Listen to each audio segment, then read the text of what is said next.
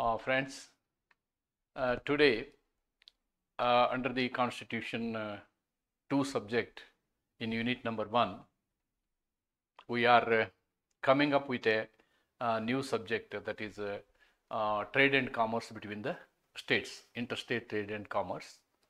And this issue we are going to discuss, and what we have found is in most of the examinations, the questions were asked on this particular heading, elucidate or explain the interstate trade and commerce ಅಂತಕ್ಕಂಥ ಪ್ರಶ್ನೆ ಸುಮಾರು ಸಲ ಬಂದಿದೆ. ಆದ್ದರಿಂದ ಇಲ್ಲಿ ಕೆಲವು ಅನುಚ್ಛೇದಗಳು ಬರ್ತವೆ.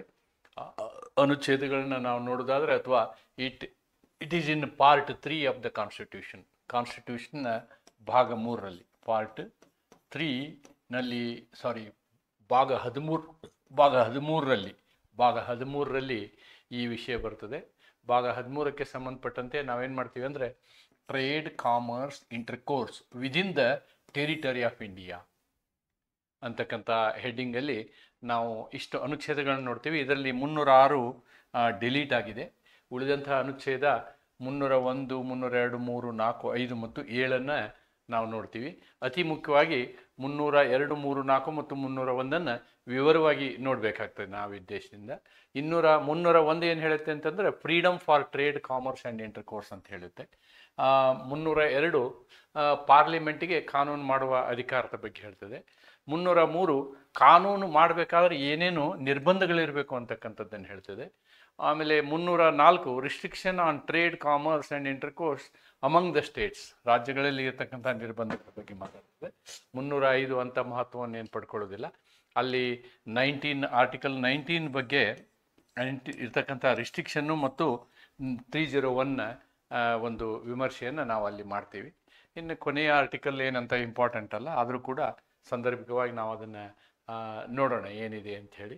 ಇದರ ಕನ್ನಡ ಭಾಗವನ್ನು ನೋಡೋದಾದರೆ, ವ್ಯಾಪಾರ, ವಾಣಿಜ್ಯ, ಪರಸ್ಪರ ವ್ಯವಹಾರದ ಸ್ವಾತಂತ್ರ್ಯ, ವ್ಯಾಪಾರ, ವಾಣಿಜ್ಯ ಮತ್ತು ವ್ಯವಹಾರದ ಮೇಲೆ ನಿರ್ಬಂಧಗಳನ್ನು ವಿಧಿಸಲು ಸಂಸತ್ತಿನ ಅಧಿಕಾರ, ವ್ಯಾಪಾರ ವಾಣಿಜ್ಯದ ಬಗ್ಗೆ ಒಕ್ಕೂಟದ ಮತ್ತು ರಾಜ್ಯಗಳ ವಿಧಾಯಿ ಅಧಿಕಾರಿಗಳ ಮೇಲೆ ನಿರ್ಬಂಧ,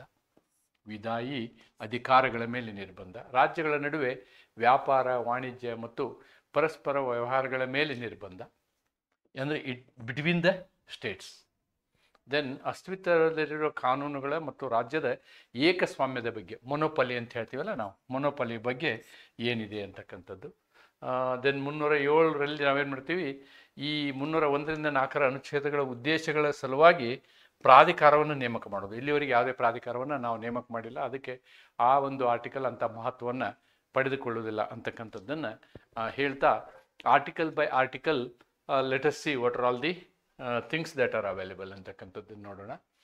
ಇದನ್ನೆಲ್ಲ ನೋಡುವುದಕ್ಕಿಂತ ಮೊದಲು ಇಲ್ಲಿ ನಾವು ಸ್ವಲ್ಪ ಇತಿಹಾಸವನ್ನು ನೋಡಬೇಕಾಗ್ತದೆ. ಏನು ಇತಿಹಾಸ ಅಂತಂದರೆ, ನಮ್ಮ ದೇಶಕ್ಕೆ ಸ್ವತಂತ್ರ ಬರುವುದಕ್ಕಿಂತ ಮೊದಲು 552 ಬೇರೆ ಬೇರೆ ಸಣ್ಣ ಪುಟ್ಟ ರಾಜ್ಯಗಳಿದ್ದವು.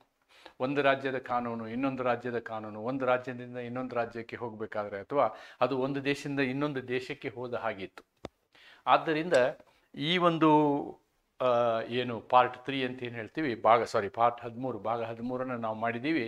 ಇದನ್ನು ನಾವು ಏನಕ್ಕೆ ಮಾಡಿದ್ದೀವಿ ಅಂತಂದರೆ, ನಮ್ಮ ದೇಶದಲ್ಲಿ ಆರ್ಥಿಕ ಪ್ರಗತಿ ಆಗಬೇಕು ಮತ್ತು ಇಡೀ ದೇಶ ಒಂದು ಸಿಂಗಲ್ ಎಕನಾಮಿಕ್ ಯೂನಿಟ್ ಆಗಬೇಕು ಅಂತಕ್ಕಂಥ ಮೂಲ ಉದ್ದೇಶವನ್ನು ಇಟ್ಕೊಂಡು ನಾವು ಏನು ಮಾಡಿದ್ವಿ ಅಂದರೆ, ಅಮೇರಿಕದ ಮತ್ತು ಆಸ್ಟ್ರೇಲಿಯಾದ ಇದಕ್ಕೆ ಸಂಬಂಧಪಟ್ಟಂತಹ ಪ್ರಾವಧಾನಗಳನ್ನು ನಾವು ಪರಿಶೀಲಿಸಿದಾಗ, ಈ ಆಸ್ಟ್ರೇಲಿಯಾದ ಪ್ರಾವಧಾನವನ್ನು ಆಧಾರವಾಗಿಟ್ಕೊಂಡು ನಾವು ಇಲ್ಲಿ ಏನು ಮಾಡಿದ್ದೀವಿ, ಈ ಒಂದು ಆರ್ಟಿಕಲ್ಗಳನ್ನು, ಅನುಚ್ಛೇದಗಳನ್ನು ನಮ್ಮ ಸಂವಿಧಾನದಲ್ಲಿ ಅಳವಡಿಸಿದ್ದೀವಿ ಅಂತಕ್ಕಂಥದ್ದನ್ನು ನೋಡ್ತಾ, ಇಲ್ಲೇನಾಗಬೇಕು ಅಂತಂದರೆ, ವ್ಯಾಪಾರ ವಿಷಯಗಳಲ್ಲಿ ಒಂದು ರಾಜ್ಯದಿಂದ ಇನ್ನೊಂದು ರಾಜ್ಯಕ್ಕೆ ಅಂತಾರಾಜ್ಯ ವ್ಯಾಪಾರಗಳು ಸುಲಭವಾಗಿರಬೇಕು. ಇಡೀ ದೇಶ ಒಂದು ಯೂನಿಟ್ ಥರ ಆಗಬೇಕು. ನಮ್ಮ ಇಡೀ ದೇಶದ ಆರ್ಥಿಕ ವ್ಯವಸ್ಥೆ ಬೆಳೀಬೇಕು. ಅಲ್ಲಿ ಏನಾದರೂ ನಾವು ನಿರ್ಬಂಧಗಳನ್ನ ಹೇರಿದರೆ, ಅಥವಾ ಒಂದು ಇನ್ನೊಂದರ ಮಧ್ಯ ನಾವು ರಾಜ್ಯದಿಂದ ರಾಜ್ಯಕ್ಕೆ ಹೋಗ್ಬೇಕಾದ್ರೆ ವ್ಯಾಪಾರದ ನಿರ್ಬಂಧಗಳು ಉಂಟಾದರೆ ಸಮಸ್ಯೆ, ಆರ್ಥಿಕವಾಗಿ ಕೆಲವು ರಾಜ್ಯಗಳಿಗೆ ಸಮಸ್ಯೆ ಆಗ್ಬೋದು, ಕೆಲವು ರಾಜ್ಯಗಳಿಗೆ ಅನುಕೂಲ ಆಗ್ಬೋದು. ಇದನ್ನೆಲ್ಲ ತಪ್ಪಿಸುವುದಕ್ಕೋಸ್ಕರ ಈ ಒಂದು ವ್ಯವಸ್ಥೆಯನ್ನು ಮಾಡಿದ್ದೀವಿ ಅನ್ನೋದನ್ನು ನಾವು ನೋಡ್ತಾ ಈ ಅನುಚ್ಛೇದಗಳು ಏನು ಹೇಳ್ತವೆ ಅನ್ನೋದನ್ನು ಇವಾಗ ನಾವು ಈ ಅನುಚ್ಛೇದಗಳ ಪ್ರಕಾರ ವ್ಯಾಪಾರದ ವಿಷಯದಲ್ಲಿ ರಾಜ್ಯ ಮತ್ತು ಕೇಂದ್ರಗಳ ಮಧ್ಯದ ಸಂಬಂಧಗಳು ಹೇಗಿದ್ದಾವೆ ಅಥವಾ ರಾಜ್ಯ ಮತ್ತು ರಾಜ್ಯದ ಮಧ್ಯದ ಸಂಬಂಧಗಳು ಹೇಗಿದ್ದಾವೆ ಅನ್ನೋದನ್ನು ಈ ಒಂದು 6-7 ಆರ್ಟಿಕಲ್ ಅನುಚ್ಛೇದಗಳಲ್ಲಿ ನಾವು ನೋಡ್ತೇವೆ. ಇಲ್ಲಿ ಈ ಹೆಡ್ಡಿಂಗೇ ಬಂದು ಈ ಒಂದು ಏನು ಆರ್ಟಿಕಲ್ ಪಾರ್ಟ್ 13ರ ಹೆಡ್ಡಿಂಗ್ ಏನಿದೆ ಅಂತಂದರೆ interstate trade commerce and intercourse ಅಂತ ಹೇಳ್ತೀವಿ ನಾವು. Trade commerce and intercourse business related terms ಇವು. ಟ್ರೇಡ್ ಅಂದ್ರೇನು, ಕಾಮರ್ಸ್ ಅಂದ್ರೇನು ಮತ್ತು ಇಂಟರ್ಕೋರ್ಸ್ ಅಂದ್ರೇನು ಅನ್ನೋದನ್ನು ನಾವು ಮೊದಲು ಒಂದ್ಸಲ ತಿಳ್ಕೊಳ್ಳೋದು ಅವಶ್ಯಕತೆ ಅಂಥೇಳಿ ಅನ್ನಿಸ್ತದೆ ನನಗೆ. Buying and selling is called trade. Trade means you are purchasing some goods and you are selling it to somebody. This is a simple concept of a business. Simple concept of a business in which only buying and selling is involved. ಅದಕ್ಕೆ ನಾವೇನಂತೀವಿ trade ಅಂತ ಹೇಳ್ತೀವಿ. Trade ಆದಮೇಲೆ commerce ಅಂತ ಹೇಳ್ತೀವಿ. Commerce is A wider term. Commerce is A wider term which included trade also. ಆದರೆ ಇಲ್ಲೇನಾಗುತ್ತೆ ಅಂತಂದರೆ ಟ್ರಾನ್ಸ್ಪೋರ್ಟೇಷನ್ನು ಅದರೊಳಗೆ ಸೇರ್ಕೊಂಡಿರ್ತದೆ. For example ಯಾವ ರೀತಿ ನಾವು ಟ್ರಾನ್ಸ್ಪೋರ್ಟ್ ಮಾಡ್ತೀವಿ ವಸ್ತುಗಳನ್ನ, ಗೂಡ್ಸ್ಗಳನ್ನು ಒಂದು ಕಡೆಯಿಂದ ಇನ್ನೊಂದು ಕಡೆಗೆ ನಾವೇನು ಟ್ರಾನ್ಸ್ಪೋರ್ಟ್ ಮಾಡ್ತೀವಿ ಅಲ್ವಾ, ಆ ಟ್ರಾನ್ಸ್ಪೋರ್ಟು ಸೇರ್ಕೊಂಡಾಗ ನಾವು ಅದಕ್ಕೆ ಏನಂತೀವಿ ಟ್ರೇಡ್ ಆ್ಯಂಡ್ ಕಾಮರ್ಸ್ ಅಂತ ಹೇಳ್ತೀವಿ. Trade and commerce. ಈ ಟ್ರಾನ್ಸ್ಪೋರ್ಟ್ ಏನಾಗ್ಬೋದು, it may be through air, water or land. Road transport ಇರ್ಬೋದು ಅಥವಾ ವಾಟರ್ ವೇ ಟ್ರಾನ್ಸ್ಪೋರ್ಟ್ ಇರ್ಬೋದು, ನಾವು ಶಿಪ್ ಮುಖಾಂತರ ಟ್ರಾನ್ಸ್ಫರ್ ಮಾಡ್ಬೋದು, ಅಥವಾ we can send it by air also, by flight also ಅಂತಕ್ಕಂಥದ್ದು ಇದರ ಅರ್ಥ ಕಾಮರ್ಸ್ ಅಂತಕ್ಕಂಥದ್ದು. Then what is intercourse? The meaning of intercourse is movement of a material from one place to another place. Movement of a goods from one place to another place. ಒಂದು ಪ್ರದೇಶದಿಂದ ಮತ್ತೊಂದು ಪ್ರದೇಶಕ್ಕೆ ವಸ್ತುಗಳ ವರ್ಗಾವಣೆ ಮಾಡುವಂಥದ್ದು, ವಸ್ತುಗಳ ವರ್ಗಾವಣೆಯನ್ನು ಮಾಡುವಂಥದ್ದಕ್ಕೆ ನಾವೇನು ಹೇಳ್ತೀವಿ ಇಂಟರ್ಕೋರ್ಸ್ ಅಂತೀವಿ. Therefore in a business all these 3 are involved. ಅದಕ್ಕೆ ನಾವು ಈ ಒಂದು ಭಾಗದ ಹೆಡ್ಡಿಂಗನ್ನು ಈ ಥರ ಕೊಟ್ಟಿದ್ದೀವಿ ನಾವು. ಏನು? Interstate trade commerce and intercourse ಅಂತಕ್ಕಂಥದ್ದು. ಆರ್ಟಿಕಲ್ 301 to 307ವರೆಗೆ ನಾವು ಈ ಒಂದು ಅನುಚ್ಛೇದಗಳನ್ನು ನಾವು ನೋಡಬಹುದಾಗಿದೆ. ಆದ್ದರಿಂದ ಇದರಲ್ಲಿ ಮೊದಲನೇ ಅನುಚ್ಛೇದ ಏನು ಹೇಳುತ್ತೆ ಅನ್ನೋದನ್ನು ನಾವು ನೋಡಿದರೆ, it gives full freedom for trading in any part of the country. ಪೂರ್ಣ ಪ್ರಮಾಣದ ಸ್ವಾತಂತ್ರ್ಯವನ್ನು ಕೊಡುತ್ತೆ. See it reads like this: freedom of trade, commerce and intercourse, heading ಅದು, subject to the provisions of this part, subject to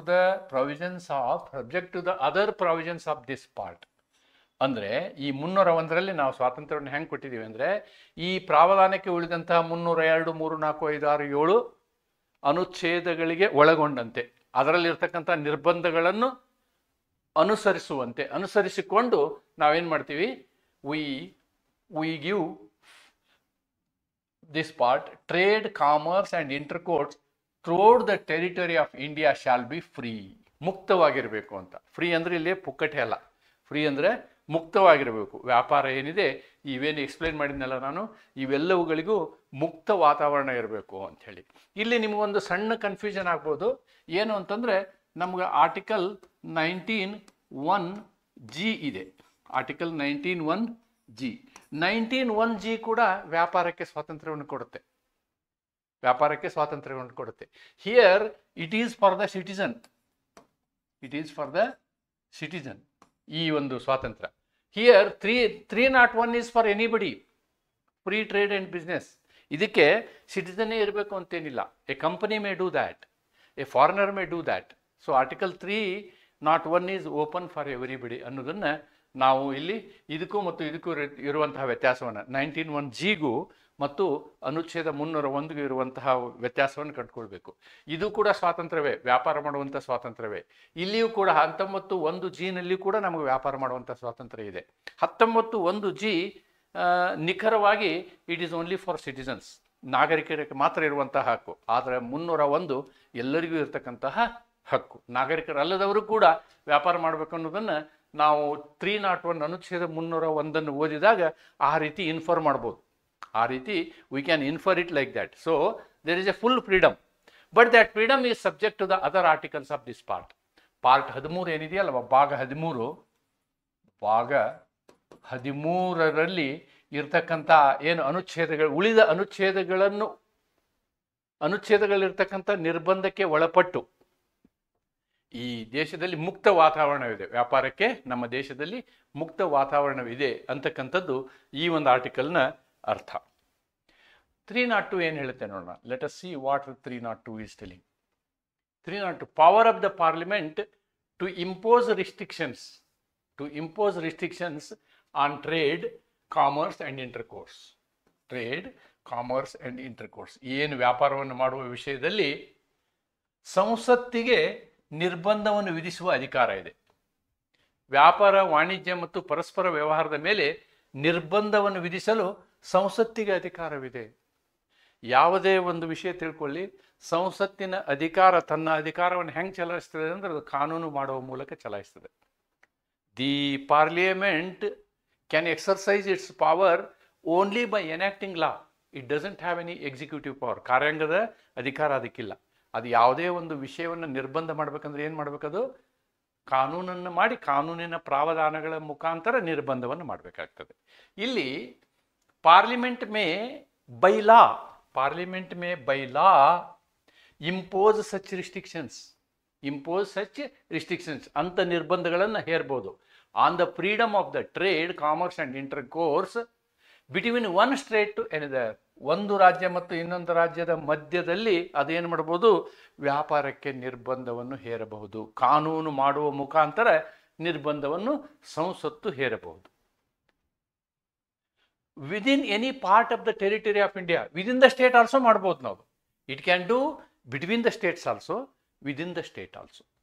it can do such restrictions within the state also or between the states also, but by enacting ಲಾ.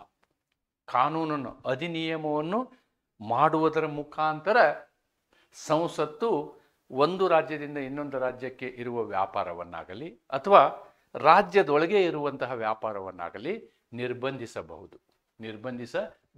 ಯಾವಾಗ ನಿರ್ಬಂಧಿಸಬಹುದು? ಯಾವಾಗ ಅಂದರೆ ಸಾರ್ವಜನಿಕ ಹಿತದೃಷ್ಟಿಯಿಂದ. Only in the public interest. ಸಾರ್ವಜನಿಕ ಹಿತದೃಷ್ಟಿಯಿಂದ ಮಾತ್ರ ಆ ರೀತಿಯಾದಂತಹ ನಿರ್ಬಂಧಿಸುವ ಕಾನೂನನ್ನು ಮಾಡುವ ಅವಕಾಶ ಅಥವಾ ಅಧಿಕಾರ ನಮ್ಮ ಸಂಸತ್ತಿಗೆ ಇದೆ ಅಂತಕ್ಕಂಥದ್ದು ಈ ಆರ್ಟಿಕಲ್ನಿಂದ ನೋಡ್ಬೋದು ನಮಗೆ. ಅಂದರೆ 301 ಏನು ಹೇಳುತ್ತೆ? 301 ಗಿವ್ಸ್ ಫ್ರೀಡಮ್, ಸ್ವಾತಂತ್ರ್ಯ. 302 ಏನು ಮಾಡುತ್ತೆ? ಸಾರ್ವಜನಿಕ ಹಿತಾಸಕ್ತಿಯ ದೃಷ್ಟಿಯಿಂದ ಕಾನೂನಿನ ಮುಖಾಂತರ ಸಂಸತ್ತು ಅಧಿನಿಯಮದ ಮುಖಾಂತರ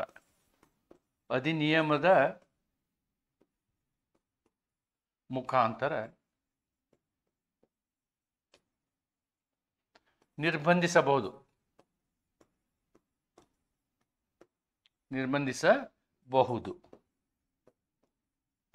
ಯಾವ ಕಾರಣಕ್ಕಾಗಿ? ಕೇವಲ ಸಾರ್ವಜನಿಕ ಹಿತದೃಷ್ಟಿಯಿಂದ.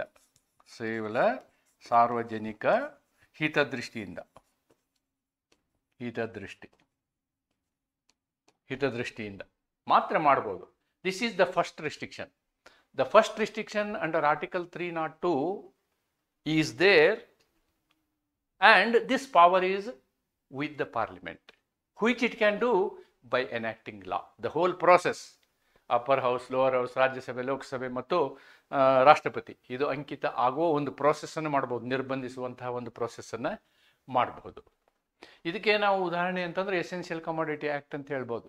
ಎಸೆನ್ಷಿಯಲ್ ಕಮಾಡಿಟಿ ಆ್ಯಕ್ಟ್ನ ಉದಾಹರಣೆಯಾಗಿ ನಾವಿಲ್ಲಿ ತಗೊಳ್ಬೋದು. ಅದರಲ್ಲಿ ಕೆಲವೊಂದು ನಿರ್ಬಂಧಗಳು ಇರ್ತವೆ. ನೆಕ್ಸ್ಟ್ 303 ಏನು ಮಾಡುತ್ತೆ ನೋಡೋಣ. 303 ಕೂಡ ನಿರ್ಬಂಧವನ್ನು ಹೇರುವಂತಹದ್ದೇ. 303 ಕೂಡ ನಿರ್ಬಂಧವನ್ನು ಹೇರುವಂಥದ್ದೇ. ಇದರಲ್ಲಿ 2 sub clauses are there. 303(1) is there, 303(1) and 303(2). Let us see what these things will do. Nothing, notwithstanding anything in Article 302. 302 ನಲ್ಲಿ ಇರ್ತಕ್ಕಂಥ ನಿರ್ಬಂಧವನ್ನು ಅಬ್ಸ್ಟೆಂಟೆ ಕ್ಲಾಸ್ ಮಾಡಿ, ಅದು ಸಂಬಂಧ ಬರೋದ ಅಲ್ಲದೆ, ನೀದರ್ ಪಾರ್ಲಿಮೆಂಟ್, ಸಂಸತ್ತಾಗಲಿ ನಾರ್ ಲೆಜಿಸ್ಲೇಚರ್ ಆಫ್ ಎ ಸ್ಟೇಟ್, ಯಾವುದೇ ರಾಜ್ಯದ ವಿಧಾನಸಭೆಯಾಗಲಿ, ಶಾಲ್ ಹ್ಯಾವ್ ಪವರ್, ಅವರಿಗೆ ಯಾವುದೇ ಅಧಿಕಾರ ಇಲ್ಲ, ಟು ಮೇಕ್ ಎನಿ ಲಾ, ಯಾವುದೇ ಕಾನೂನು ಮಾಡಲಿಕ್ಕೆ, authorising the giving of any preference one state over the other, or making or authorising of making of any discrimination between the state by virtue of any entry relating to trade and commerce in any of the list in the 7th schedule. ನೋಡಿ, ಯಾವುದೇ 7ನೇ ಅನುಸೂಚಿಯಲ್ಲಿ ಇರತಕ್ಕಂತಹ ಯಾವುದೇ ವ್ಯಾಪಾರ ಮಾಡುವಂತಹ ಯಾವುದೇ ವಿಷಯದಲ್ಲಿ ಎರಡು ರಾಜ್ಯಗಳ ಮಧ್ಯೆ ತಾರತಮ್ಯ ಮಾಡುವ ಅಧಿಕಾರವು, ತಾರತಮ್ಯ ಮಾಡುವಂತಹ ಕಾನೂನನ್ನು ಮಾಡುವ ಅಧಿಕಾರವು ರಾಜ್ಯಕ್ಕೂ ಇಲ್ಲ, ವಿಧಾನಮಂಡಲಕ್ಕೂ ಇಲ್ಲ ಮತ್ತು ಸಂಸತ್ತಿಗೂ ಇಲ್ಲ. ಸಂಸತ್ತು ಕೂಡ, this is the restriction imposed by the constitution. ಸಂವಿಧಾನ ಸಂಸತ್ತಿನ ಮೇಲೆ ನಿರ್ಬಂಧವನ್ನು ಹೇರ್ತದೆ. ಏನು ನಿರ್ಬಂಧ? ಕಾನೂನು ಮಾಡುವ ಅಧಿಕಾರ ಇದೆ, ನಿಮಗೆ ಕಾನೂನು ಮಾಡುವಂತಹ ಅಧಿಕಾರ ಇದೆ, ಅದರಲ್ಲಿ ನೀವು ವ್ಯಾಪಾರವನ್ನು ನಿಲ್ಲಿಸುವಂತಹ ಅಧಿಕಾರ ಇದೆ. ಆದರೆ ರಾಜ್ಯಗಳ ಮಧ್ಯ ತಾರತಮ್ಯವನ್ನು ಮಾಡುವಂತಹ, ಪ್ರಿಫರೆನ್ಷಿಯಲ್ ಟ್ರೀಟ್ಮೆಂಟ್ ಕೊಡುವಂಥ, ಒಂದು ರಾಜ್ಯಕ್ಕೆ ಹೆಚ್ಚು ಅನುಕೂಲ, ಇನ್ನೊಂದು ರಾಜ್ಯಕ್ಕೆ ಕಡಿಮೆ ಅನುಕೂಲ ಮಾಡುವಂಥ ಅಧಿಕಾರ ಮಾತ್ರ ಸಂಸತ್ತಿಗೂ ಕೂಡ ಇಲ್ಲ, ವಿಧಾನಮಂಡಲಕ್ಕೂ ಕೂಡ, ಯಾವ ಸರ್ಕಾರಕ್ಕೂ ಅದು ಇಲ್ಲ ಅಂತಕ್ಕಂಥದ್ದು ಇದು ಆರ್ಟಿಕಲ್. ಅಂದ್ರೇನು? ನಾವೇನು ಹೇಳ್ಬೋದು ಅಂದರೆ 303(1) ಈಸ್ ಸುಪೀರಿಯರ್ ಟು 302. 302 ನೋಡಿ, 302 ಈ ಒಂದು ನೀವು ಕಾನೂನನ್ನು ಮಾಡ್ಬೋದು. ಎರಡನ್ನೂ ನಾವು ಒಟ್ಟಿಗೆ ಹೇಳೋದಾದರೆ 303(1) ಮತ್ತು 302 ಅನುಚ್ಛೇದಗಳನ್ನು 302 ಮತ್ತು 303 ಒಂದನೇ ಉಪಖಂಡವನ್ನು ಒಟ್ಟಿಗೆ ನಾವು ಒಂದು ವ್ಯಾಖ್ಯಾನವನ್ನು ಮಾಡೋದಾದರೆ, ಸಂಸತ್ತಿಗೆ ಕಾನೂನು ಮಾಡುವ ಅಧಿಕಾರವಿದೆ, ಆದರೆ ಸಂಸತ್ತು ಆ ಮಾಡುವಂತಹ ಕಾನೂನು ಸಾರ್ವಜನಿಕ ಹಿತದೃಷ್ಟಿಯಿಂದ ಇರಬೇಕು. ಅಲ್ಲದೆ ಸಂಸತ್ತಾಗಲಿ ವಿಧಾನಸಭೆಗಳಾಗಲಿ ಯಾವುದೇ ಕಾನೂನನ್ನು ಮಾಡಲು ಅಧಿಕಾರ ಇಲ್ಲ. ಎಂಥ ಕಾನೂನು? ಅಂತಹ ಕಾನೂನು ಎರಡು ರಾಜ್ಯಗಳ ಅಥವಾ ಒಂದು ಮತ್ತು ಇನ್ನೊಂದು ರಾಜ್ಯದ ಮಧ್ಯೆ ತಾರತಮ್ಯವನ್ನು ಮಾಡುವಂತಹ ಕಾನೂನಾಗಿರಬಾರ್ದು. ಕಾನೂನು ಮಾಡಿದರೆ ಆ ಕಾನೂನಿನ ಅನ್ವಯ ಎಲ್ಲ ರಾಜ್ಯಗಳಿಗೂ ಒಂದೇ ರೀತಿಯಾಗಿ ಅನ್ವಯ ಆಗಬೇಕು ಅಂತಕ್ಕಂಥದ್ದು 303(1) ಹೇಳುತ್ತೆ. 303 ಅಪೋಸಿಸ್ ನೋ ಪ್ರಿಫರೆನ್ಷಿಯಲ್ ಟ್ರೀಟ್ಮೆಂಟ್ ಅಂತಕ್ಕಂಥದ್ದು 301. 302 ಏನು ಹೇಳುತ್ತೆ ನೋಡೋಣ. ನಥಿಂಗ್ ಇನ್ ಕ್ಲಾಸ್ 1 ನೋಡಿ. ಆದರೆ ಈ ರಿಸ್ಟ್ರಿಕ್ಷನ್ನು ಯಾವುದು 303(1) ರಿಸ್ಟ್ರಿಕ್ಷನ್ನು ಅಪ್ಲೈ ಆಗೋದಿಲ್ಲ. It is not applicable. ಅದಕ್ಕೊಂದು ಸಂದರ್ಭ ಏನು? Shall prevent the parliament from making any law or authorizing and giving any preference of making or authorizing making of any discrimination if it is declared by such law that it is necessary to do so for the purpose of dealing with a situation arising out of scarcity of goods in any part of the territory of India. ನೋಡಿ, ಇಲ್ಲಿ ಇದನ್ನು ಮೀರಿಸುವಂತಹ ಈ ಏನು 303(1) ಇದೆಯಲ್ಲ, ಇದನ್ನು ಕೂಡ ನಾವು neutralise ಮಾಡುವಂಥದ್ದು 302. ಎಂಥ ಸಂದರ್ಭ? Nothing in clause 1 shall prevent the parliament from making any law giving or authorising the giving of any preference or making or authorising of any discrimination. ನೋಡಿ, ನೀವು ಪ್ರಿಫರೆನ್ಸನ್ನು ಕೊಡೋದಾಗಲಿ ತಾರತಮ್ಯವನ್ನು ಮಾಡೋದಾಗಲಿ ಇದನ್ನು ಪಾರ್ಲಿಮೆಂಟ್ ಮಾಡ್ಬೋದು. ಈ 303(1) ಅದನ್ನು ತಡೆಯೋಕ್ಕಾಗಲ್ಲ. 303(1) ಅದನ್ನು ತಡೆಯೋಕ್ಕಾಗಲ್ಲ. ಎಂಥ ಸಂದರ್ಭದಲ್ಲಿ? ಯಾವುದೇ ಒಂದು ರಾಜ್ಯದಲ್ಲಿ ವಸ್ತುಗಳ ಕೊರತೆ ಆದಾಗ, ಕೆಲವೊಂದು ವಸ್ತುಗಳ ಕೊರತೆ ಆದಾಗ ಅಂತಹ ರಾಜ್ಯದ ವಿಷಯದಲ್ಲಿ ತಾರತಮ್ಯವನ್ನು ಮಾಡಲಿಕ್ಕೆ ಯಾರಿಗೆ ಅಧಿಕಾರ ಇದೆ? ಸಂಸತ್ತಿಗೆ ಮಾತ್ರ ಅಧಿಕಾರ ಇದೆ. ತಾರತಮ್ಯ ಮಾಡುವಂಥ ಕಾನೂನನ್ನು ಮಾಡ್ಬೋದು. ಅದು ಒಂದು ರಾಜ್ಯಕ್ಕೆ ಇನ್ನೊಂದು ರಾಜ್ಯಕ್ಕೆ ತಾರತಮ್ಯ ಮಾಡುವಂಥ ಕಾನೂನನ್ನು ಮಾಡ್ಬೋದು. ಕೇವಲ ಸ್ಕೇರ್ಸಿಟಿ, ಆ ವಸ್ತುವಿನ ಏನು ಸ್ಕೇರ್ಸಿಟಿಗೆ ನಾವು ಏನು ಹೇಳ್ಬೋದು? ಸ್ಕೇರ್ಸಿಟಿಗೆ ಯಾವುದೇ ಮಾಡುವುದನ್ನು ಸರಕುಗಳ ಅಭಾವ. ಸರಕುಗಳ ಅಭಾವದ ಸಂದರ್ಭದಲ್ಲಿ ಏನು ಮಾಡ್ಬೋದು? ಸಂಸತ್ತು ಕಾನೂನನ್ನು ಮಾಡೋದು. Therefore 303(2) stands above 301. ಅಬೌವ್ 301. ನೋಡಿ, ಇವು ಮೂರನ್ನೂ ಸೇರಿಸಿ ಅಂದರೆ ಸಂಸತ್ತು ಯಾವುದೇ ಒಂದು ರಾಜ್ಯದಲ್ಲಿ ಸರಕುಗಳ ಕೊರತೆಯಾದಾಗ ತಾರತಮ್ಯವಾದ ಆದ ಕಾನೂನನ್ನು ಮಾಡಬಹುದು. ಆ ರೀತಿಯ ಸರಕುಗಳ ಕೊರತೆ ಇಲ್ಲದಂತಹ ಸಂದರ್ಭದಲ್ಲಿ ಯಾವುದೇ ರಾಜ್ಯಗಳ ವಿಷಯದಲ್ಲಿ ಮಾಡಿದಂತಹ ಕಾನೂನು ಇದೆಯಲ್ಲ, ಅದು ಪ್ರಿಫರೆನ್ಷಿಯಲ್ ಟ್ರೀಟ್ಮೆಂಟು, ತಾರತಮ್ಯ ಮಾಡುವಂತಹ ಕಾನೂನಾಗಿರಬಾರದು. ಮತ್ತು 302 ನಮಗೇನು ಹೇಳುತ್ತೆ ಅಂತಂದರೆ, ಸಂಸತ್ತಿಗೆ ಈ ರೀತಿಯಾದಂತಹ ಕಾನೂನುಗಳನ್ನು, ತಾರತಮ್ಯ ಅಲ್ಲ, ಈ ರೀತಿಯಾದಂತಹ ರಾಜ್ಯಗಳ ಮಧ್ಯದಲ್ಲಿ ವ್ಯಾಪಾರವನ್ನು ನಿಲ್ಲಿಸುವಂತಹ ಅಧಿಕಾರವನ್ನು 302ನಲ್ಲಿ ಕೊಟ್ಟಿದೆ. ಅದು ಏನು? ಇನ್ the public interest. 302 is on the public interest, ಸಾರ್ವಜನಿಕ ಹಿತದೃಷ್ಟಿಯಿಂದ. 301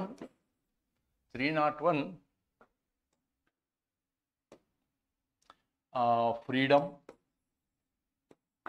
301 freedom.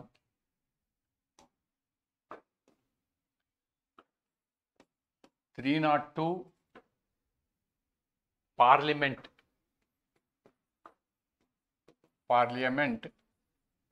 can restrict public, in the interest of public interest. ಸಾರ್ವಜನಿಕ ಹಿತಾಸಕ್ತಿಯ ವಿಷಯದಲ್ಲಿ it can restrict. 302(1) no preferential treatment.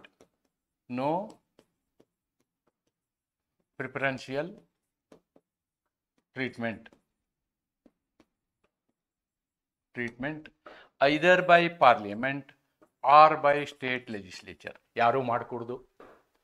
303(2) preferential treatment permitted. Preference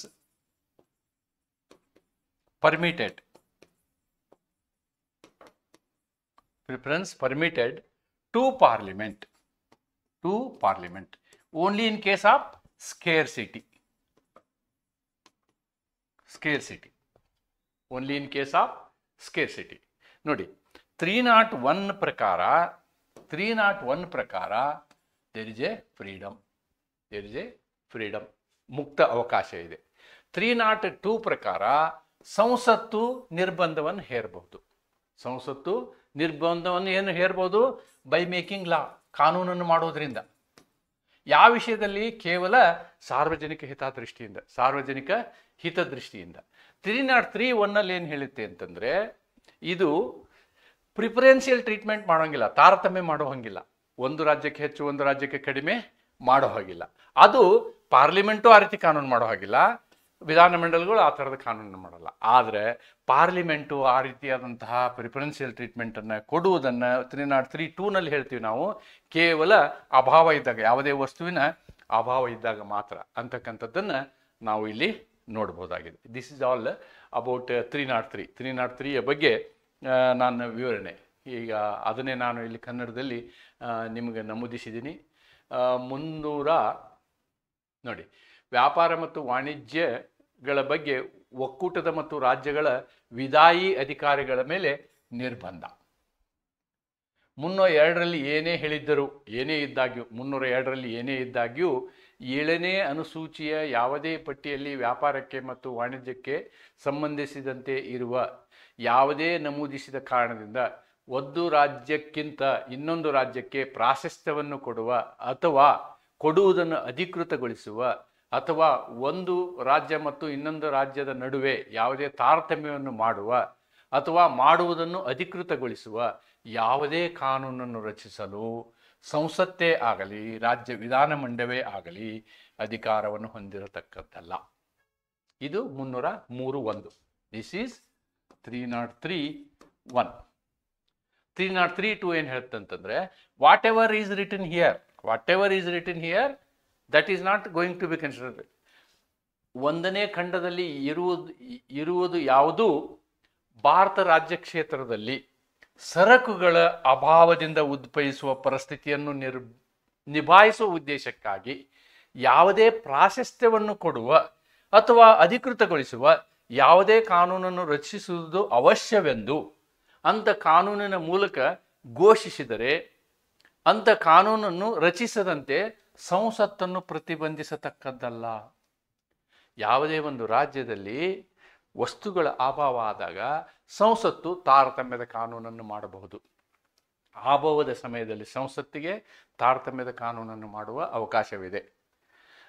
ಸಾಮಾನ್ಯವಾದ ಸಂದರ್ಭಗಳಲ್ಲಿ ಸಂಸತ್ತಾಗಲಿ ಅಥವಾ ವಿಧಾನಮಂಡಲಗಳಲ್ಲಾಗಲಿ ತಾರತಮ್ಯವನ್ನು ಮಾಡುವಂತಹ ಕಾನೂನನ್ನು ಮಾಡುವಂತಹ ಅವಕಾಶವಿಲ್ಲ. ಮತ್ತು ಅನುಚ್ಛೇದ 302 ಪ್ರಕಾರ ಸಂಸತ್ತಿಗೆ ಮಾತ್ರ ಈ ಅಂತಾರಾಜ್ಯಗಳ ವಿಷಯದಲ್ಲಿ ಈ ಒಂದು ವ್ಯಾಪಾರವನ್ನು ತಡೆಗಟ್ಟುವಂತಹ ಕಾನೂನು ಮಾಡುವ ಅವಕಾಶವಿದೆ. ಯಾವಾಗ ಅಂದರೆ ಸಾರ್ವಜನಿಕ ಹಿತದೃಷ್ಟಿಯಿಂದ ಮಾತ್ರ ಅಂತಕ್ಕಂಥದ್ದು ಇವುಗಳ ಅರ್ಥ. ಈಗ ನಾವು 301, 302, 303ರ ಎನಲೈಸಿಸ್ ಮಾಡಿದ್ದೀವಿ. 304ಕ್ಕೆ ಬರೋಣ. 304ರಲ್ಲಿ ಏನು ಹೇಳ್ತಾರೆ ನೋಡೋಣ. Restrictions on trade, commerce and intercourse among the states. ನೋಡಿ, notwithstanding anything in article 301 freedom, 303 restriction. The legislature of a state, ಇದು ಇಟ್ ಟಾಕ್ಸ್ ಅಬೌಟ್ ವಿಧಾನಮಂಡಲ, legislature of state, state legislatures, legislature of state, ವಿಧಾನಮಂಡಲ, ವಿಧಾನಮಂಡಲಗಳು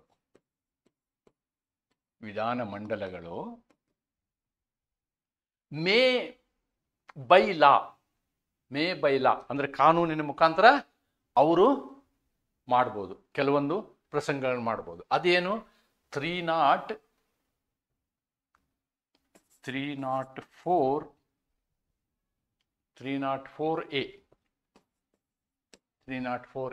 ಏನು? Impose on goods imported. Impose tax ನೋಡಿ, ಅದು ತೆರಿಗೆಯನ್ನು ಹಾಕ್ಬೋದು. ತನ್ನ ರಾಜ್ಯಕ್ಕೆ ಬಂದಂತಹ ವಸ್ತುಗಳ ಮೇಲೆ ತೆರಿಗೆಯನ್ನು ಹಾಕ್ಬೋದು. ಆ ತೆರಿಗೆಯನ್ನು ಹಾಕೋದಕ್ಕೂ ಕೂಡ ಅದೇನು ಮಾಡಬೇಕು? ಕಾನೂನು ಮಾಡಬೇಕು. It can do only by ಲಾ.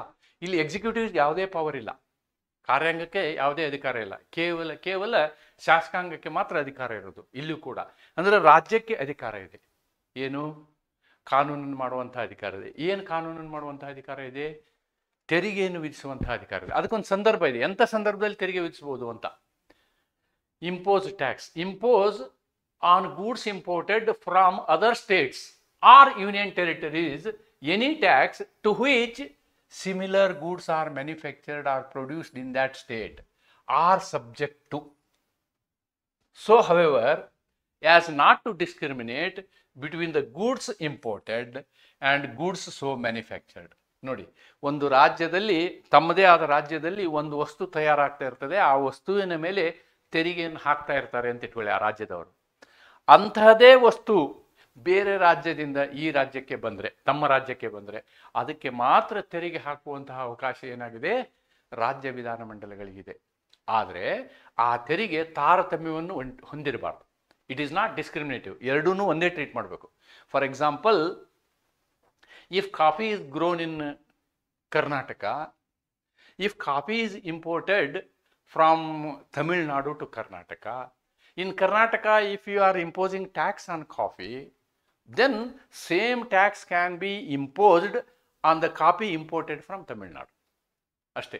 ಅಲ್ಲಿ ಅವ್ರಿಗೂ ನಮಗೂ ತಾರತಮ್ಯ ಮಾಡೋ ಹಾಗಿಲ್ಲ. ಇಬ್ಬರಿಗೂ ಒಂದೇ ಟ್ಯಾಕ್ಸನ್ನು ನೀವು ನಮ್ಮ ರಾಜ್ಯದ ಅಂತಹದೇ ವಸ್ತು ತೆರಿಗೆಗೆ ಒಳಪಟ್ಟಿದ್ದರೆ ಬೇರೆ ರಾಜ್ಯದಿಂದ ಬರುವ ಅದೇ ವಸ್ತುವಿಗೆ ತೆರಿಗೆಯನ್ನು ವಿಧಿಸುವ ಅಧಿಕಾರವನ್ನು ನಾವು ವಿಧಾನಮಂಡಲಕ್ಕೆ ಅನುಚ್ಛೇದ 304A ಪ್ರಕಾರ ಕೊಟ್ಟಿದ್ದೀವಿ. This is the Constitution gives the power to the state legislatures that they can impose a tax on an imported good from other state or union territory only and only if a similar product is manufactured or grown in your own state and you are taxing for that. If you are taxing for your own goods, then similar goods imported from the other state also can be taxed. ಅದಕ್ಕೂ ನೀವು ತೆರಿಗೆಯನ್ನು ವಿಧಿಸಬಹುದು ಅಂತಕ್ಕಂಥದ್ದು ಒಂದು. Then 304A ಆಯಿತು. 304B ಏನು ಹೇಳುತ್ತೆ ನೋಡೋಣ. 304B by law impose such reasonable restrictions. ನೀವು ಕೆಲವು ಸಮಂಜಸವಾದ ನಿರ್ಬಂಧಗಳನ್ನು ಹೇರಬಹುದು ಆನ್ ದ ಫ್ರೀಡಮ್ ಆಫ್, ಏನು 301ನಲ್ಲಿ ಸ್ವಾತಂತ್ರ್ಯ ಇದೆಯಲ್ಲ ಆ ಸ್ವಾತಂತ್ರ್ಯದ ಮೇಲೆ within that state in the public interest. Exactly 302 ನಾವು ಕೇಂದ್ರಕ್ಕೆ ಕೊಟ್ಟಿದ್ದೀವಲ್ವಾ, ಅದೇ ಅಧಿಕಾರ ಇಲ್ಲಿ ರಾಜ್ಯಕ್ಕಿದೆ. Impose such reasonable restrictions on the freedom of trade, commerce or intercourse or within that state as may be required in the public interest. ಸಾರ್ವಜನಿಕ ಹಿತದೃಷ್ಟಿಯಿಂದ ನೀವೇನು ಮಾಡ್ಬೋದು, ಅಂತಹ ಯಾವುದೇ ಒಂದು ಇಂಟರ್ಸ್ಟೇಟ್ ಟ್ರೇಡ್ ಮೇಲೆ ನೀವೇನು ಮಾಡ್ಬೋದು,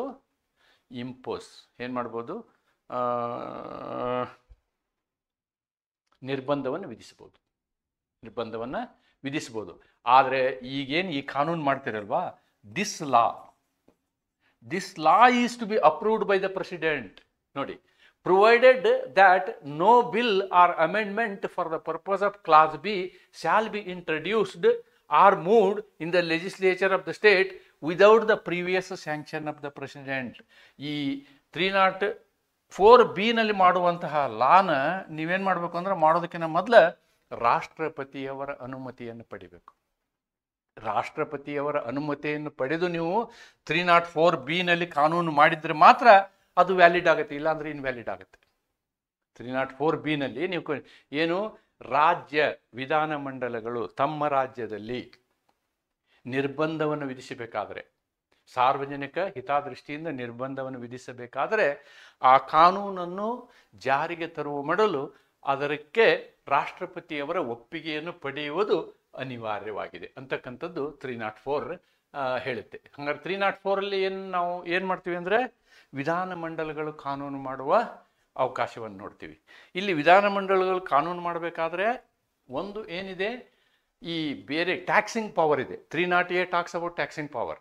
ನಿಮ್ಮ ಯಾವುದೇ ವಸ್ತು ಏನಿದೆ ಅದು ನಿಮ್ಮ ರಾಜ್ಯದಲ್ಲಿ ಇದೆ, ಬೇರೆ ರಾಜ್ಯದಿಂದ ಬರ್ತದೆ ಅಂದರೆ ಸಿಮಿಲರ್ ಟ್ಯಾಕ್ಸ್ ಮಾಡ್ಬೋದು. 302 304B ಏನು ಹೇಳುತ್ತೆ ಅಂದರೆ, ಸಾರ್ವಜನಿಕ ಹಿತದೃಷ್ಟಿಯಿಂದ ನೀವು ನಿರ್ಬಂಧವನ್ನು ವಿಧಿಸಬಹುದು. ನಿಮ್ಮ ರಾಜ್ಯದ ಒಳಗಡೆ ಮಾತ್ರ ನಿರ್ಬಂಧವನ್ನು ವಿಧಿಸಬಹುದು. ನೀವು ವಿಧಿಸುವಂತಹ ನಿರ್ಬಂಧ ಇದೆಯಲ್ಲ, ಅದನ್ನು ವಿಧಿಸೋದು ಕಾನೂನು ಮಾಡಬೇಕಾದ್ರೆ ರಾಷ್ಟ್ರಪತಿಯವರ ಅನುಮತಿಯನ್ನು ತೆಗೆದುಕೊಂಡು ಮಾಡಬೇಕು. ಹಾಗೆ ಮಾಡಿದರೆ ಅದು ಜಾರಿಯಾಗಲಿಕ್ಕೆ ಅದು ಅಸಂವಿಧಾನಿಕ ಆಗ್ತದೆ ಅಂತಕ್ಕಂಥದ್ದನ್ನು ನಾವಿಲ್ಲಿ ನೋಡ್ಬೋದು. ದೆನ್ ವಿಲ್ ಗೋ ಟು, ಇದನ್ನೇ ಕನ್ನಡದಲ್ಲಿ ಹೇಳಿದ್ದೀವಿ ನಾವು, 304 ರಾಜ್ಯಗಳ ನಡುವೆ ವ್ಯಾಪಾರ, ವಾಣಿಜ್ಯ ಮತ್ತು ಪರಸ್ಪರ ವ್ಯವಹಾರಗಳ ಮೇಲೆ ನಿರ್ಬಂಧಗಳು. 301ನೇ ಅಥವಾ 303ನೇ ಅನುಚ್ಛೇದದಲ್ಲಿ ಏನೇ ಇದ್ದಾಗೂ ಒಂದು ರಾಜ್ಯದ ವಿಧಾನಮಂಡಲವು ಕಾನೂನಿನ ಮೂಲಕ, ನಂಬರ್ 1A 304A ಏನು ಹೇಳುತ್ತೆ ನೋಡೋಣ. ಇತರ ರಾಜ್ಯಗಳಿಂದ ಅಥವಾ ಒಕ್ಕೂಟ ರಾಜ್ಯ ಕ್ಷೇತ್ರಗಳಿಂದ ಆಮದಾದ ಸರಕುಗಳ ಮೇಲೆ ಆ ರಾಜ್ಯದಲ್ಲಿಯೇ ತಯಾರಾದ ಅಥವಾ ಉತ್ಪಾದಿತವಾದ ಅದೇ ಬಗೆಯ ಸರಕುಗಳು ಯಾವ ತೆರಿಗೆಗೆ ಒಳಪಟ್ಟಿವೆಯೋ ಅಂಥ ಯಾವುದೇ ತೆರಿಗೆಯನ್ನು ಹಾಗೆ ಆಮದಾದ ಸರಕುಗಳಿಗೆ ಮತ್ತು ಹಾಗೆ ತಯಾರಾದ ಅಥವಾ ಉತ್ಪಾದಿತವಾದ ಸರಕುಗಳ ನಡುವೆ ಯಾವುದೇ ತಾರತಮ್ಯವನ್ನು ಮಾಡದ ಹಾಗೆ ವಿಧಿಸಬಹುದು. ಏನು ಮಾಡ್ಬೋದು ನೀವು, ತೆರಿಗೆಯನ್ನು ವಿಧಿಸಬಹುದು. ತಾರತಮ್ಯ ಇರಬಾರ್ದು, ಮತ್ತು ಅಂಥದ್ದೇ ವಸ್ತು ಇರಬೇಕು. ಮತ್ತು ಸಾರ್ವಜನಿಕ ಆ ರಾಜ್ಯದೊಂದಿಗೆ ಅಥವಾ ಆ ರಾಜ್ಯದೊಳಗೆ ನಡೆಯುವ ವ್ಯಾಪಾರ, ವಾಣಿಜ್ಯ ಮತ್ತು ಪರಸ್ಪರ ವ್ಯವಹಾರದ ಸ್ವಾತಂತ್ರ್ಯದ ಮೇಲೆ, ನಿಮ್ಮ ರಾಜ್ಯದೊಳಗೆ ಮಾತ್ರ ಮೇಲೆ ಸಾರ್ವಜನಿಕ ಹಿತದೃಷ್ಟಿಯಿಂದ ಅಗತ್ಯವಾಗಬಹುದ ಯುಕ್ತ ನಿರ್ಬಂಧಗಳನ್ನು ವಿಧಿಸಬಹುದು. You can restrict reasonable restrictions, ಯುಕ್ತ ನಿರ್ಬಂಧಗಳು, ರೀಸನಬಲ್ ರಿಸ್ಟ್ರಿಕ್ಷನ್ಸ್. ಪರಂತು ಹಾಗೆ ಮಾಡಬೇಕಾದ್ರೆ ಬಿ ಖಂಡದ ಉದ್ದೇಶಗಳಿಗಾಗಿ ಯಾವುದೇ ವಿಧೇಯಕವನ್ನು ಅಥವಾ ಕಾನೂನಿನ ತಿದ್ದುಪಡಿಯನ್ನು ರಾಷ್ಟ್ರಪತಿಯ ಪೂರ್ವ ಮಂಜೂರಾತಿ ಇಲ್ಲದೆ ಒಂದು ರಾಜ್ಯದ ವಿಧಾನಮಂಡಲದಲ್ಲಿ ತರತಕ್ಕದ್ದಲ್ಲ. ನೀವು ಅದನ್ನು ಮಂಡಿಸಲಿಕ್ಕೆ ಆಗಲ್ಲ. ರಾಷ್ಟ್ರಪತಿಯವರು ಒಪ್ಪಿಗೆ ಕೊಡದೆ ಹೋದರೆ ನೀವು ಅದನ್ನು ಮಂಡಿಸಲಿಕ್ಕೆ ಆಗೋದಿಲ್ಲ ಅಂತಕ್ಕಂಥದ್ದು ಈ ಒಂದು 304ರ ಅರ್ಥ. 305 ಏನು ಹೇಳುತ್ತೆ ನೋಡೋಣ. 305 is a saving clause, saving of existing laws and laws providing for the state monopolies. ಇಲ್ಲಿ ಏನಾಗುತ್ತೆ ಅಂತಂದರೆ, ಹಳೆ ಇದ್ದಂತಹ ಕಾನೂನುಗಳನ್ನ ಉಳಿಸ್ಕೋಬೇಕು ಅಂತ ನಾವು ಒಂದು. ಆಮೇಲೆ ನಾವೊಂದು ಸಂವಿಧಾನಕ್ಕೆ ತಿದ್ದುಪಡಿ ತರ್ತೀವಿ. That is 4th constitution amendment act 1955, 1955ರಲ್ಲಿ ಒಂದು ಅಮೆಂಡ್ಮೆಂಟ್ ತರ್ತೀವಿ. ಇಲ್ಲಿ ನಾವು ಗೌರ್ಮೆಂಟ್ಗೆ ಮೊನೊಪೊಲಿ ಕೊಡ್ತೀವಿ. We will give monopoly. ಅದಕ್ಕೆ ಸಂಬಂಧಪಟ್ಟಂತಹ ಕಾನೂನು ಇದು. ಏನು ಹೇಳುತ್ತೆ ನೋಡೋಣ. Nothing in article 301 and 303 shall affect the provisions of any existing law, except in so far as the President may by order otherwise direct, and nothing in Article 301 shall affect the operation of any law made before the commencement of the Constitution. ಇದು ಸಂವಿಧಾನ ಪ್ರಾರಂಭ ಆದ ಮೊದಲಿನ ಕಾನೂನುಗಳಿಗೆ ಅನ್ವಯ ಆಗೋದಿಲ್ಲ. Commencement of the Constitution. 4th Amendment Act 1955, in so far as it relates to or prevent Parliament or legislature of a state from making any law relating to any such matter as referred to in subclause 2 or clause 6 of Article 19. ಅಂದರೆ precisely ನಾ ಹೇಳಬೇಕಾದ್ರೆ article 19(6) subclass 2 ನಮಗೆ ಮೊನೊಪೊಲಿ ಅಧಿಕಾರವನ್ನು ಕೊಡುತ್ತೆ. ಮೊನೊಪೊಲಿ power. ಈ ಮೊನೊಪೊಲಿ power ಏನು ನಾವು ಇದೆಯಲ್ಲ, ಇದು ಈ ನಮ್ಮ ಈಗೇನು ನಾವು ಇಷ್ಟೊತ್ತಿನವರೆಗೆ ಡಿಸ್ಕಸ್ ಮಾಡಿದೀವಲ್ಲ, ಅದು ಯಾವುದು ಅವುಗಳಿಗೆ ಅಪ್ಲೈ ಆಗೋದಿಲ್ಲ ಅಂತ ಅರ್ಥ. ಇದು ಯಾಕೆ ಅಂತಂದರೆ, state may monopolise certain businesses like transport. ಒಂದು ಪರ್ಟಿಕ್ಯುಲರ್ ರೂಟಲ್ಲಿ ಕೇವಲ ಗೌರ್ಮೆಂಟ್ ಬಸ್ ಓಡುತ್ತೆ. So that is a restriction. That is treated to be a reasonable restriction ಅಂತಕ್ಕಂಥದ್ದು 305ರ ಅರ್ಥ. ಮತ್ತು 306 ಏನೂ ಸಂಬಂಧ ಇಲ್ಲ ನಮಗೆ. 305 ನಾನು ಅಲ್ಲೇ ಎಕ್ಸ್ಪ್ಲೇನ್ ಮಾಡಿದ್ದೀನಿ, ಮತ್ತು ನಿಮ್ಗೆ ಇಲ್ಲೇನು ಹೆಚ್ಚು ನಾನು ಎಕ್ಸ್ಪ್ಲೇನ್ ಮಾಡುವಂಥ ಅವಶ್ಯಕತೆ ಇಲ್ಲ ಅಂದ್ಕೊಳ್ತೀನಿ, ಅಥವಾ ಒಂದ್ಸಲ ಓದ್ತೀನಿ. ಅಸ್ತಿತ್ವದಲ್ಲಿರುವ ಕಾನೂನುಗಳ ಮತ್ತು ರಾಜ್ಯದ ಏಕಸ್ವಾಮ್ಯ, ಮೊನೊಪೊಲಿ ಅಂತ ಹೇಳಿದ್ನಲ್ಲ ನಾನು, ಏಕಸ್ವಾಮ್ಯದ ಬಗ್ಗೆ ಉಪಬಂಧಿಸುವ ಕಾನೂನುಗಳ ಉಳಿಸುವಿಕೆ. 301ನೇ ಮತ್ತು 303ನೇ ಅನುಚ್ಛೇದದಲ್ಲಿ ಇರುವುದು ಯಾವುದೂ ರಾಷ್ಟ್ರಪತಿಯ ಆದೇಶದ ಮೂಲಕ ಅನ್ಯತಾ ನಿರ್ದೇಶಿಸಬಹುದಾದಷ್ಟರ ಮಟ್ಟಿಗೆ ಹೊರತು ಅಸ್ತಿತ್ವದಲ್ಲಿರದೆ ಯಾವುದೇ ಕಾನೂನಿನ ಉಪಬಂಧಗಳಿಗೆ ಬಾಧಕವನ್ನುಂಟು ಮಾಡತಕ್ಕದ್ದಲ್ಲ. So previous laws will hold good. ಮತ್ತು 301ನೇ ಅನುಚ್ಛೇದದಲ್ಲಿ ಇರುವುದು ಯಾವುದು 1955ನೇ ಸಂವಿಧಾನ ತಿದ್ದುಪಡಿ ಅಧಿನಿಯಮ ಪ್ರಾರಂಭವಾಗುವುದಕ್ಕೆ ಮುಂಚೆ ಮಾಡಿದ ಯಾವುದೇ ಕಾನೂನಿನ ಜಾರಿಗೆ ಆ ಕಾನೂನು 19ನೇ ಅನುಚ್ಛೇದ 6ನೇ ಖಂಡದ 2ನೇ ಉಪಖಂಡದಲ್ಲಿ ಉಲ್ಲೇಖಿಸಲಾದ ಯಾವುದೇ ವಿಷಯಕ್ಕೆ ಸಂಬಂಧಪಟ್ಟ ಮಟ್ಟಿಗೆ ಬಾಧಕವನ್ನುಂಟು ಮಾಡತಕ್ಕದ್ದಲ್ಲ. Whatever is monopolised in article 1962 ಇದು ರಿಸ್ಟ್ರಿಕ್ಷನ್. ಇದು ಆರ್ಟಿಕಲ್ ಟಾಕ್ಸ್ ಅಬೌಟ್ ರಿಸ್ಟ್ರಿಕ್ಷನ್. ಇಲ್ಲಿ ರಿಸ್ಟ್ರಿಕ್ಷನ್ ಮಾಡಿದ್ದನ್ನು ನಾವು ಈ 301 ಉಪಯೋಗ ಮಾಡಿ ಕ್ವಶನ್ ಮಾಡೋಕ್ಕಾಗಲ್ಲ ಅಂತದ್ರ ಅರ್ಥ.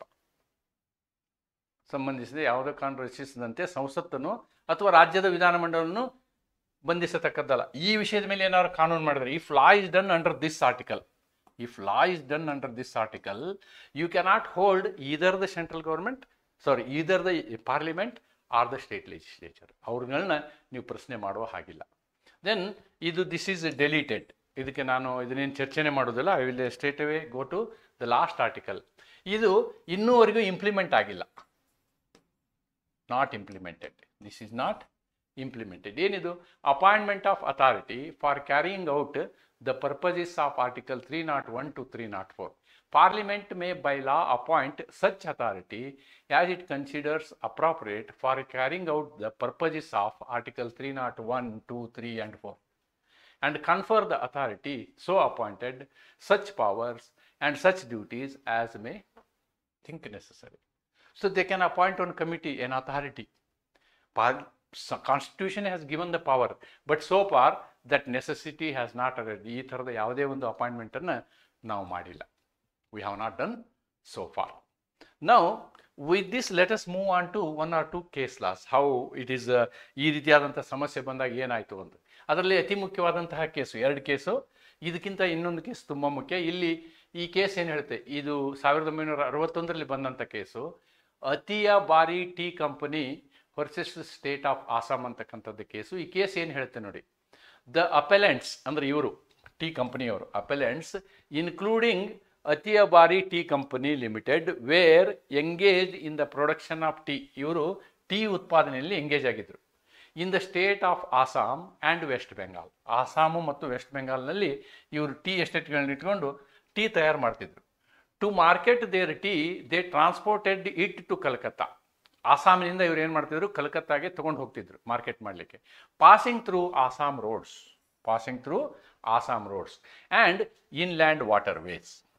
The Assam legislature enacted the Assam taxation on goods carried by roads or inland ways Act 1954, imposing tax on goods transported through these channels within the state.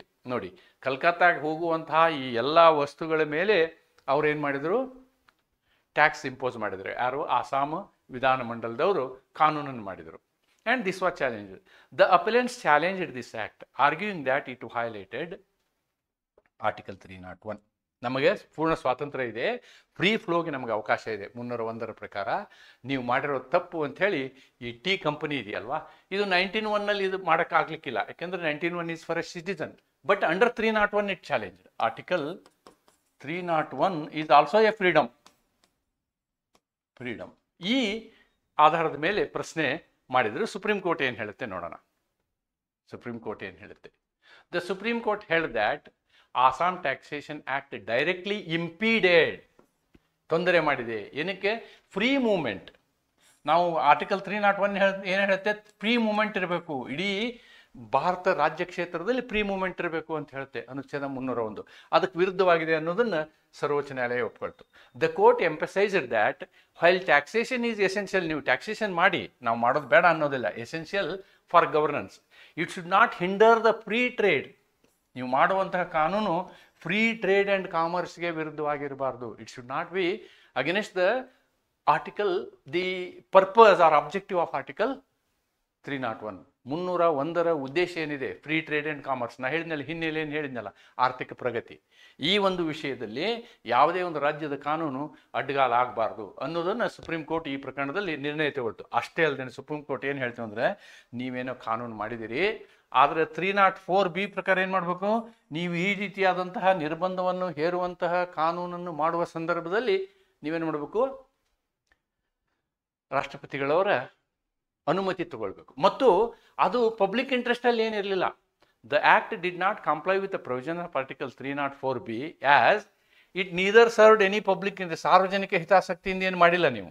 ನಾರ್ it had received the prior approval of the president. ಆದ್ದರಿಂದ ಈ ಕಾನೂನು invalid ಅಂತ ಹೇಳಿ ನಿರ್ಣಯ ಮಾಡುತ್ತೆ. ಅಂದರೆ it is interpretation of article 301. Interpretation of article or the objective available in article 301. But subsequently ಏನು ಮಾಡ್ತು ಅಂದರೆ, litre Assam government took this permission.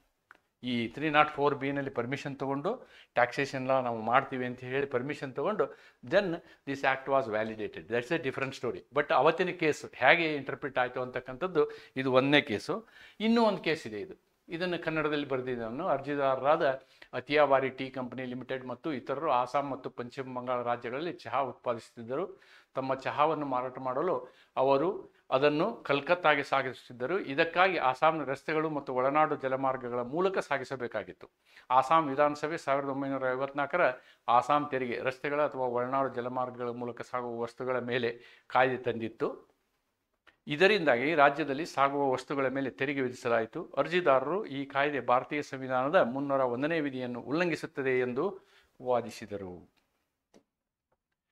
Supreme ಕೋರ್ಟಿನ ತೀರ್ಪು. ಸುಪ್ರೀಂ ಕೋರ್ಟ್ ತೀರ್ಮಾನಿಸಿದಂತೆ ಆಸಾಂ ತೆರಿಗೆ ಕಾಯ್ದೆಯು ವಾಣಿಜ್ಯ ಮತ್ತು ವ್ಯಾಪಾರದ ಸ್ವಾತಂತ್ರ್ಯವನ್ನು ತಕ್ಷಣ ನೇರವಾಗಿ ವಿರೋಧಿಸುತ್ತಿತ್ತು. ಆದ್ದರಿಂದ ಅದು 301ನೇ ವಿಧಿಗೆ ವಿರುದ್ಧವಾಗಿದೆ ಎಂದು ತೀರ್ಪು ನೀಡಿತು. ತೆರಿಗೆ ವಿಧಿಸುವ ಅಧಿಕಾರ ರಾಜ್ಯಗಳಿಗಿದೆ, ಆದರೆ ಅದು ವಾಣಿಜ್ಯ ಮತ್ತು ವ್ಯಾಪಾರದ ಸ್ವಾತಂತ್ರ್ಯಕ್ಕೆ ತೊಡಕಾಗಬಾರದು. ಅದು ಫ್ಲೋ ಆಫ್ ಇಂಟರ್ಕೋರ್ಸ್ ತೊಂದರೆ ಆಗಬಾರ್ದು. It should not B against the trade, commerce and intercourse, ಅದಕ್ಕೆ ವಿರುದ್ಧವಾಗಿರಬಾರ್ದು ಅಂತಕ್ಕಂಥ ನಿರ್ಣಯವನ್ನು ತೆಗೆದುಕೊಳ್ತು. ಮತ್ತು ಈ ಒಂದು ಪ್ರಸಂಗದಲ್ಲಿ ರಾಷ್ಟ್ರಪತಿಯವರ ಅನುಮೋದನೆಯೂ ಇರಲಿಲ್ಲ, ಸಾರ್ವಜನಿಕ ಹಿತಾಸಕ್ತಿಗೂ ಸಹ ಅದರ ಆಧಾರದ ಮೇಲೆಯೂ ಮಾಡಿರಲಿಲ್ಲ. ಆದ್ದರಿಂದ ಇದು ಏನು ಅನುಚ್ಛೇದ 304B ವಿರುದ್ಧವಾಗಿದೆ ಅಂಥೇಳಿ, ಅನುಚ್ಛೇದ 4B ವಿರುದ್ಧ ಆಗಿದೆ ಅಂಥೇಳಿ ಸರ್ವೋಚ್ಚ ನ್ಯಾಯಾಲಯ ಇದರಲ್ಲಿ ತೀರ್ಮಾನಿಸ್ತದೆ. ಇನ್ನು ಇದೇ ಥರ ಇನ್ನೊಂದು ಕೇಸು, ಈ ಕೇಸು ಹೇಗಿದೆ ಅಂತಂದರೆ, ಮೊದಲನೇ ಕೇಸಿನ ಥರದೇ ಫ್ಯಾಕ್ಟ್ ಇದ್ದರೆ ಅದಕ್ಕೆ ವಿರುದ್ಧವಾದ ಜಜ್ಮೆಂಟನ್ನು ಸುಪ್ರೀಂ ಕೋರ್ಟ್ ಕೊಟ್ಟಿದೆ. ಆದ್ದರಿಂದ ನಾನು ಇವು ಎರಡುಗಳ ಕಂಪ್ಯಾರಿಸನ್ನು ಮಾಡಿದ್ದೀನಿ ನಾನು. ಆಮೇಲೆ ಫಸ್ಟ್ ಇದನ್ನು ನೋಡೋಣ. Automobile transport company limited versus state of Rajasthan versus state of Rajasthan. ಈ ಪ್ರಕರಣ ಏನಾಗುತ್ತೆ ಅಂತಂದರೆ, ಇಲ್ಲಿ ಇಯರ್ ಹೋಗಿದೆ, I am sorry for that. State of Rajasthan background. The appellants, including Automobile Transport Rajasthan Limited, were engaged in business of operating. Your business ಏನು? Carriages, primarily based in the former state of Ajmer. ನೋಡಿ, state of ಅಜ್ಮೇರ್ನಿಂದ ಇವರು transport business ಮಾಡ್ತಿದ್ರು.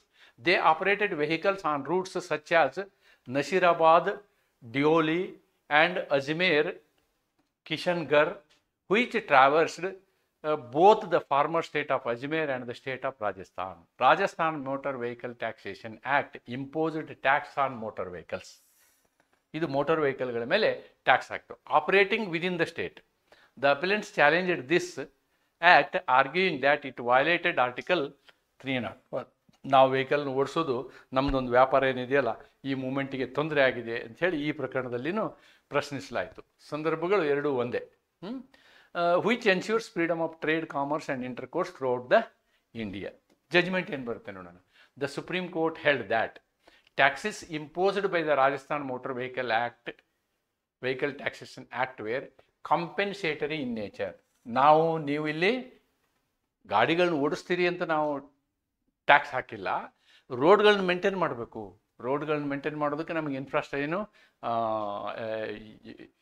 ಹಣ ಬೇಕು. ಆ ಹಣ ಬೇಕಾದ್ದನ್ನು ಅವರು ಈ ಟ್ಯಾಕ್ಸ್ ಮುಖಾಂತರ ತಗೊಳ್ತಾರಂತೆ. And did not hinder the freedom of trade.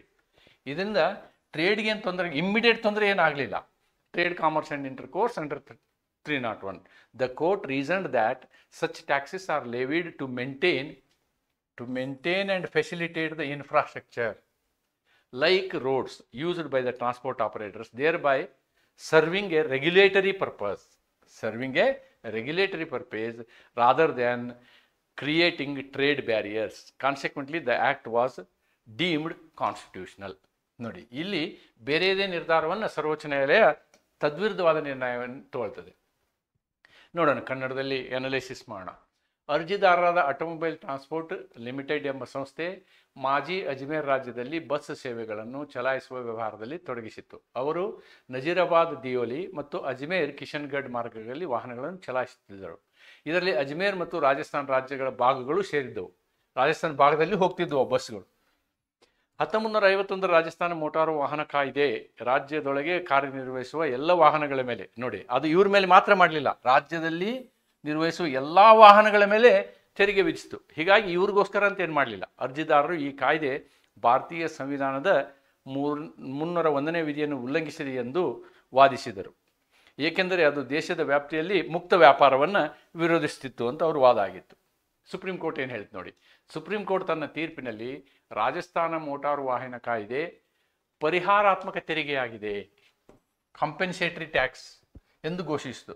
ನ್ಯಾಯಾಲಯದ ಅಭಿಪ್ರಾಯದಲ್ಲಿ ಈ ತೆರಿಗೆ ರಸ್ತೆ ಸಾರಿಗೆ ಸೇವೆಗಳಿಗೆ ತೊಂದರೆ ಉಂಟು ಮಾಡುವುದಿಲ್ಲ, ಬದಲಾಗಿ ರಸ್ತೆಗಳ ನಿರ್ವಹಣೆಗಾಗಿ ಉಪಯೋಗಿಸಲ್ಪಡುತ್ತದೆ, ಮೂಲ ಸೌಕರ್ಯದ ಸುಧಾರಣೆಗೋಸ್ಕರ ಈ ತೆರಿಗೆಯನ್ನು ವಿಧಿಸಲಾಗಿದೆ ಅನ್ನುವಂತಹ ನಿಲುವನ್ನು ಇಲ್ಲಿ ತಗೊಳ್ತಾ ಇದೆ. ಈ ಕಾರಣದಿಂದ ವ್ಯಾಪಾರ ಮತ್ತು ವಾಣಿಜ್ಯ ಸ್ವಾತಂತ್ರ್ಯವನ್ನು ನೇರವಾಗಿ ನಿರ್ಬಂಧಿಸುವುದಿಲ್ಲ ಎಂಬ ತೀರ್ಮಾನಕ್ಕೆ ಬಂದಿತು. ಇದರ ಕಂಪ್ಯಾರಿಸನ್ಗಳನ್ನು ನಾನು ಮಾಡಿದ್ದೀನಿ. I have done the comparison also. ಅಂದರೆ ಈ ಅತಿಯ ಬಾರಿ ಪ್ರಕರಣ ಮತ್ತು ಆಟೋಮೊಬೈಲ್ ಪ್ರಕರಣ, ಈ ಎರಡೂ ಪ್ರಕರಣದಲ್ಲಿ ಏನೇನು ವ್ಯತ್ಯಾಸಗಳಿದೆ ನೋಡೋಣ. ಪ್ರಿನ್ಸಿಪಲ್ ಇಲ್ಲಿ ನೋಡಿ, doctor of direct and immediate effect. ಯಾಕಂದರೆ ಅವ್ರು ತಕ್ಷಣ ಸಾಗಿಸುವಂತಹ ವಸ್ತುಗಳಿಗೆ ಇಮಿಡಿಯೇಟ್ ಪರಿಣಾಮ ಆಯ್ತಲ್ಲಿ. ಇಲ್ಲಿ ಹಾಗಾಗಲಿಲ್ಲ. ಇಲ್ಲಿ ಏನಾಯಿತು ಅಂದರೆ compensatory, doctrine of compensatory tax ಆ ತತ್ವವನ್ನು ಯೂಸ್ ಮಾಡಿತ್ತು ಸರ್ವೋಚ್ಚ ನ್ಯಾಯಾಲಯ. ಇಲ್ಲಿ whether Assam goods tax on road and inland water transport violated ಅಂತಕ್ಕಂಥ ಪ್ರಶ್ನೆ ಇಲ್ಲಿಯೂ ಇತ್ತು, ಅದೇ ಪ್ರಶ್ನೆ ಅಲ್ಲಿಯೂ ಇತ್ತು. Same question was there. But ಈಗ ನೋಡಿ ಇದರ ಇಫೆಕ್ಟ್ ಏನಾಯ್ತು. If tax directly and immediately restricts trade or commerce it is unconstitutional. ಅಲ್ಲಿ ಫ್ರೀ ಫ್ಲೋಗೆ ಇಮಿಡಿಯೇಟ್ ಇಫೆಕ್ಟ್ ಆಯ್ತದು. ಅಲ್ಲದೆ 304 ಬಿ ಅನ್ನು ಅದು ಅದಕ್ಕೆ ವಿರುದ್ಧವಾಗಿತ್ತು. ಇಲ್ಲಿ ಇದು ಕಾಂಪೆನ್ಸೇಟರಿ ಆಗಿದ್ದರಿಂದ, ಪರಿಹಾರ ರೂಪದಲ್ಲಿ ಇದ್ದಿದ್ದರಿಂದ ಇದು 301 ವೈಲೇಟ್ ಮಾಡೋದಿಲ್ಲ ಅಂತ ಹೇಳಿ ನಾವೇನು ಮಾಡ್ಬೋದು, ಆಟೋಮೊಬೈಲ್ ಟ್ರಾನ್ಸ್ಪೋರ್ಟ್ ಕೇಸಲ್ಲಿ ಸುಪ್ರೀಂ ಕೋರ್ಟ್ ಹೇಳ್ತು. The Assam tax directly restricted the trade and was declared unconstitutional. The Rajasthan motor vehicle tax was compensatory. ಹಾಗೆ ಆಗಿದ್ದರಿಂದ ಅವ್ರಿಗೇನು ಆ ರೀತಿಯಾದಂಥ ತೊಂದರೆ ಆಗಿಲ್ಲ ಅಂತಕ್ಕಂಥದ್ದು. Then impact restricted state governments from imposing taxes that could directly affect the trade. ನೋಡಿ, ಅದು ನೇರವಾಗಿ ವ್ಯಾಪಾರದ ಮೇಲೆ ದುಷ್ಪರಿಣಾಮವನ್ನು ಬೀರಬಾರ್ದು. ಅಂತಹ ಸಂದರ್ಭದಲ್ಲಿ 301 ಸ್ವಾತಂತ್ರ್ಯವನ್ನು ನಾವು ಪ್ರಶ್ನೆ ಮಾಡ್ಬೋದು. ಎರಡನೇ ಪ್ರಕರಣದಲ್ಲಿ ಹಾಗಿಲ್ಲ. ಇಲ್ಲಿ it was only regulatory in nature. ಅದು ಕೇವಲ ಇವರಿಗೆ ಮಾತ್ರ ಮಾಡಿದಂಥ ಕಾನೂನಲ್ಲ, ಅದು ರಸ್ತೆಯಲ್ಲಿ ಓಡಾಡುವಂಥ ಎಲ್ಲ ವಾಹನಗಳಿಗೂ ತೆರಿಗೆ ವಿಧಿಸುವಂತಹ ಕಾನೂನನ್ನು ಮಾಡಿದ್ರು. ಆದ್ದರಿಂದ ಅದು ಕಾಂಪೆನ್ಸೇಟರಿ ಇನ್ ನೇಚರ್, ಪರಿಹಾರದ ರೂಪದಲ್ಲಿ ಇರತಕ್ಕಂಥದ್ದು ಮತ್ತು ರಸ್ತೆಗಳು ಚೆನ್ನಾಗಿರ್ತಕ್ಕಂಥದ್ದು. It in fact actually supports the transport business. ಆ ತೆರಿಗೆಯನ್ನು ವಿಧಿಸಿ ರಸ್ತೆಗಳನ್ನು ಸರಿಯಾದ ರೀತಿಯಲ್ಲಿ ನೋಡ್ಕೊಳ್ಳೋದ್ರಿಂದ ಟ್ರಾನ್ಸ್ಪೋರ್ಟ್ ಬಿಸ್ನೆಸ್ಸನ್ನು ಅದು ಇನ್ನೂ ಹೆಚ್ಚು ಅನುಕೂಲ ಮಾಡ್ತದೆ ಅಂತಕ್ಕಂಥ ಸ್ಟ್ಯಾಂಡನ್ನು ಎರಡನೇ ಪ್ರಕರಣದಲ್ಲಿ ಸರ್ವೋಚ್ಚ ನ್ಯಾಯಾಲಯ ತೆಗೆದುಕೊಳ್ತದೆ. This is 1962 case, this is 1961 case. 1962 case, 1961 case, this is 1961 case. ಈ ಒಂದು ವಿಷಯದಲ್ಲಿ ಇಷ್ಟನ್ನು ನಾವು ಅರಿತುಕೊಂಡ್ರೆ ಸಾಕು ಅಂತಕ್ಕಂಥದ್ದನ್ನು ಹೇಳ್ತಾ, ಇಲ್ಲಿ ಈ ಸುಮಾರು ಪ್ರಶ್ನೆ ಪತ್ರಿಕೆಗಳಲ್ಲಿ ಈ ಒಂದು ಪ್ರಶ್ನೆಯನ್ನು ನಾನು ನೋಡಿದ್ದೀನಿ. The question is like this: elucidate the constitutional provisions on the interstate trade, commerce and intercourse.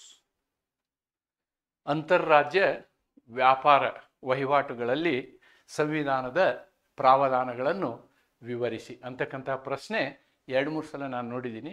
ಮತ್ತು ತುಂಬ ಸುಲಭವಾದಂತಹ ಕಾನ್ಸೆಪ್ಟನ್ನು ನಾನು ನಿಮಗೆ ಇನ್ನೊಂದು ಸಲ ಮರುಕಳಿಸುವುದಾದರೆ, 301 ಪ್ರಕಾರ ಸ್ವಾತಂತ್ರ್ಯ ಇದೆ. ಆ ಸ್ವಾತಂತ್ರ್ಯಕ್ಕೆ ಇರ್ತಕ್ಕಂತಹ ನಿರ್ಬಂಧಗಳನ್ನು ನಾವು 302, 303 ಮತ್ತು 304ರಲ್ಲಿ ನೋಡ್ಬೋದು. 302ರಲ್ಲಿ ಏನಾಗುತ್ತೆ ಅಂತಂದರೆ, ಈ ಕೇವಲ ಏನು ಸಾರ್ವಜನಿಕ ಹಿತ ದೃಷ್ಟಿಯಿಂದ ಏನು ಮಾಡ್ಬೋದು, ಸಂಸತ್ತು ನಿರ್ಬಂಧವನ್ನು ಹೇರ್ಬೋದು. 303ರಲ್ಲಿ 303ರ 1 ಮತ್ತು 2 ಕಲಂನಲ್ಲಿ ರಾಜ್ಯ ಮತ್ತು ಕೇಂದ್ರ ಎರಡಕ್ಕೂ ರಿಸ್ಟ್ರಿಕ್ಟ್ ಮಾಡುವಂತಹ ಪ್ರಾವಧಾನ ಇದೆ. ಆಮೇಲೆ 304ರಲ್ಲಿ ನಾವು 304ಅನ್ನು ನೋಡುವುದಾದರೆ,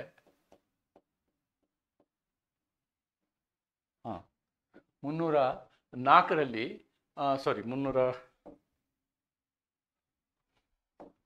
304ರಲ್ಲಿ ನೋಡೋದಾದರೆ ಇಲ್ಲಿ ಸ್ಟೇಟ್ ವಿಧಾನಮಂಡಲಗಳು ಮತ್ತು ಇಲ್ಲೇನಾಗಿದೆ, ವಿಧಾನಮಂಡಲಕ್ಕೆ ಇರ್ತಕ್ಕಂಥ 304 ಏನಾಗುತ್ತೆ ಅಂದರೆ, ವಿಧಾನಮಂಡಲಗಳಿಗೆ 2 ರೀತಿಯ ಅಧಿಕಾರ ಇದೆ.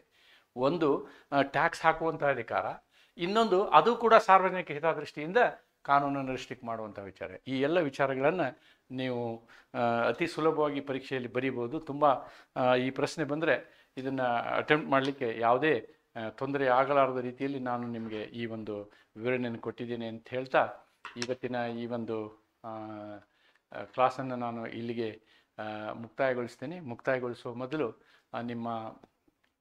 ಹೆಚ್ಚು ಜನರು ನೀವು ಈ ಒಂದು ವಿಡಿಯೋ ಕ್ಲಾಸ್ನಲ್ಲಿ ಭಾಗವಹಿಸ್ತಾ ಇದ್ದೀರಿ, ನನ್ನ ಕ್ಲಾಸ್ಗಳನ್ನು ನೋಡ್ತಾ ಇದ್ದೀರಿ, ಅನೇಕ ಕರೆಗಳು ನನಗೆ ಬರ್ತಾ ಇದೆ. ಇನ್ನೂ ಹೆಚ್ಚಿನ ವಿದ್ಯಾರ್ಥಿಗಳಿಗೆ ಈ ಒಂದು ವಿಡಿಯೋ ಕ್ಲಾಸ್ಗಳು ಅನುಕೂಲ ಆಗಲಿ ಅಂತಕ್ಕಂಥ ಒಂದು ಆಶಯವನ್ನು ಹೊಂದಿ ಈಗಿನಿಂದಲೇ ನಾನು ಈಗಾಗಲೇ ಘಟಕ 1 ಅಥವಾ ಯೂನಿಟ್ 1ರ ಬಗ್ಗೆ ಸಾಕಷ್ಟು ವಿಡಿಯೋಗಳನ್ನು ಹಾಕಿದ್ದೀನಿ. ಫೆಡರಲ್ ವಿಷಯದಲ್ಲಿ ವಿಡಿಯೋ ಹಾಕಿದ್ದೀನಿ. ತದನಂತರದಲ್ಲಿ ಕೇಂದ್ರ ರಾಜ್ಯ ಸಂಬಂಧಗಳಲ್ಲಿ ಇರ್ತಕ್ಕಂತಹ 3 ಸಂಬಂಧಗಳ ಬಗ್ಗೆ ವಿವರವಾದ ವಿಡಿಯೋಗಳನ್ನು ನಾನು ಮಾಡಿದ್ದೀನಿ. ಲೆಜಿಸ್ಲೇಟಿವ್ ಬಗ್ಗೆ ಸುಮಾರು ವಿಡಿಯೋಗಳನ್ನು ಮಾಡಿದ್ದೀನಿ. ಅದಾದ ನಂತರ ನಿಮಗೆ ಎಕ್ಸಿಕ್ಯೂಟಿವ್ ಮತ್ತು ಫೈನಾನ್ಷಿಯಲ್ ಸಂಬಂಧಪಟ್ಟಂತಹ ವಿಡಿಯೋಗಳನ್ನು ನಾನು ಅಪ್ಲೋಡ್ ಮಾಡಿದ್ದೀನಿ. ಅಂದರೆ ಎಸ್ಪೆಷಲಿ ಅಡ್ಮಿನಿಸ್ಟ್ರೇಟಿವ್ ಮತ್ತು ಫೈನಾನ್ಷಿಯಲ್ ವಿಡಿಯೋಗಳು ನನ್ನ ಹೋದ ವರ್ಷದ ವಿಡಿಯೋಗಳನ್ನು ನಿಮಗೆ ಈ ಸಲ ಲಿಂಕ್ ಮಾಡಿದ್ದೀನಿ. ಅದರಲ್ಲಿ ಸಾಕಷ್ಟು ಏನು ಹೇಳ್ಬೋದು ನಾವು ಅಂತಂದರೆ ಎಲ್ಲ ಆಯಾಮಗಳಲ್ಲಿಯೂ ನಾವು ಯೋಚಿಸಿ ಆ ವಿಡಿಯೋಗಳನ್ನು ಮಾಡಿದ್ದೀವಿ. ಆ ವಿಡಿಯೋಗಳು ನಿಮಗೆ ತುಂಬ ಅನುಕೂಲ ಆಗ್ತವೆ. ನಂತರದಲ್ಲಿ ಈ ವಿಡಿಯೋ ನನ್ನ ಹಳೆ ವಿಡಿಯೋನಲ್ಲಿ ಇರಲಿಲ್ಲ, ಆದ್ದರಿಂದ ಈ ಒಂದು ವಿಡಿಯೋನ ಇವತ್ತು ನಿಮ್ಮ ಮುಂದೆ ತರ್ತಾ ಇದ್ದೀನಿ. ಹೀಗಾಗಿ ಹೆಚ್ಚು ಪಾಲು ನಾನು ಈ ಯೂನಿಟ್ 1ರ ವಿಷಯಗಳನ್ನು ಈಗಾಗಲೇ ಕವರ್ ಮಾಡಿದ್ದೀನಿ ಅಂತ ಹೇಳ್ತಾ, ಇನ್ನು 73, 74ನೇ ಸಂವಿಧಾನ ತಿದ್ದುಪಡಿಗಳ ಬಗ್ಗೆ ವಿಡಿಯೋಗಳನ್ನ ಮಾಡಬೇಕು. ಹೋದ ವರ್ಷದ ವಿಡಿಯೋಗಳಿದ್ದಾವೆ, ಅವುಗಳನ್ನು ನಾನು ಒಂದು ಸಲ ಅವಲೋಕನ ಮಾಡಿ ಸರಿಯಾದ ರೀತಿಯಲ್ಲಿ ವಿಡಿಯೋಗಳಿದ್ದರೆ ಅವುಗಳನ್ನು ನಾನು ನಿಮ್ಗೆ ಲಿಂಕ್ ಮಾಡ್ತೀನಿ. ಇಲ್ಲದೆ ಹೋದರೆ ನಾನು ಹೊಸ ವಿಡಿಯೋ ಮಾಡಿ ನಿಮ್ಮ ಮುಂದೆ ತರ್ತೀನಿ ಅಂತ ಹೇಳಿ ನಿಮ್ಗೆ ಭರವಸೆ ಕೊಡ್ತಾ ಇವತ್ತಿನ ಈ ಒಂದು ವಿಡಿಯೋನ ಇಲ್ಲಿಗೆ ಮುಗಿಸ್ತೀನಿ. ನಮಸ್ಕಾರ. Thank you very much.